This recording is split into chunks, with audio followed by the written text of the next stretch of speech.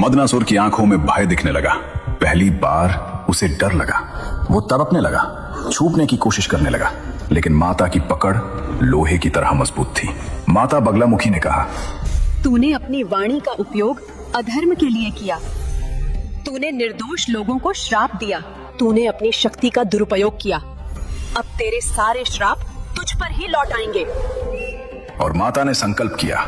उसी पल मदनासुर के द्वारा दिए गए सारे श्राप, सारी नकारात्मक ऊर्जा उल्टी घूमकर उसी पर टूट पड़ी। मदनासुर के अपने ही शब्द उसे जलाने लगे, उसके अपने ही मंत्र उसे नष्ट करने लगे। वो अपनी ही शक्ति से, अपने ही विष से खत्म होने लगा। कुछ ही पलों में मदनासुर का शरीर रंग में बदल गया, हवा में उड़कर गायब हो गया। युद्ध समाप्त हो चुका था। माता बगलामुखी ने मदनासुर की जीभ छोड़ दी। वे शांत खड़ी रही। उनके चेहरे पर विजय का अहंकार नहीं था, बस करुणा थी। देवताओं ने दौड़कर माता के चरणों में प्रणाम किया। हे माता, आपने ब्रह्मांड को बचाया, आपने हमें बचाया। माता ने मुस्कुराते हुए कहा, मैं सिर्फ धर्म की रक्षा करती हूँ। जब भी अधर्म बढ़ेगा, जब भी कोई अपनी शक्ति का दुरुपयोग करेगा, मैं प्रकट होंगी। आकाश फिर से साफ हो गया। सूरज की किरणें चमकने लगी, पक्षी फिर से चहचहाने लगे, नदियां शांति से बहने लगी, ब्रह्मांड में शांति लौट आई। माता बगलामुखी को 10 महाविद्याओं में 8वां स्थान प्राप्त है। महाविद्याएं वे 10 शक्तियां हैं जो माता पार्वती के अलग अलग रूप हैं। हर महाविद्या की अपनी विशेष शक्ति होती है और माता बगलामुखी की विशेष शक्ति है स्तंभन। स्तंभन का अर्थ है रोकना, स्तब्ध करना, शत्रु को उसी जगह पर जमा देना, उसकी सारी शक्तियों को बेकार कर देना। जब मदनासुर की जीभ माता ने पकड़ी तो उसकी सारी शक्ति खत्म हो गई। यही है स्तंभन की शक्ति। माता बगलामुखी को पीतांबरा भी कहा जाता है। पीतांबरा का अर्थ है पीले वस्त्र धारण करने वाली। पीला रंग बहुत महत्वपूर्ण है। ये ज्ञान का रंग है, प्रकाश का रंग है, शक्ति का रंग है।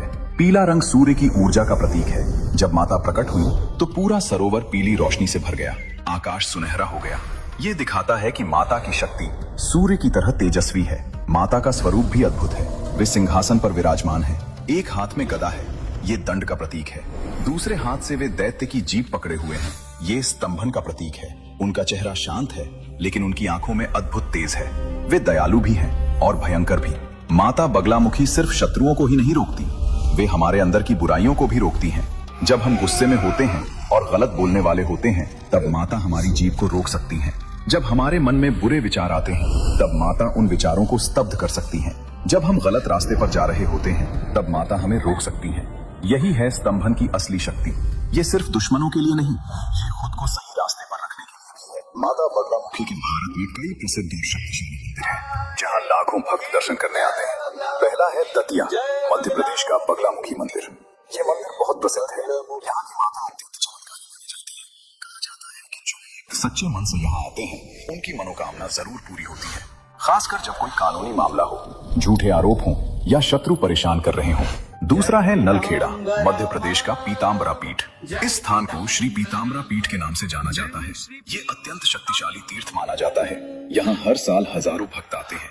बड़े बड़े व्यवसायी, राजनेता और आम लोग सब यहाँ माता के दर्शन करने आते हैं। तीसरा है कांगड़ा, हिमाचल प्रदेश का बगलामुखी मंदिर।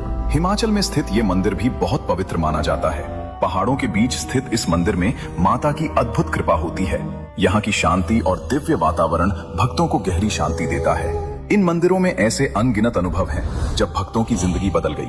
कुछ लोग बताते हैं जब उन पर झूठे मुकदमे चल रहे थे, जब लग रहा था कि अब कोई रास्ता नहीं बचा, तब किसी ने उन्हें माता बगलामुखी के मंदिर जाने की सलाह दी।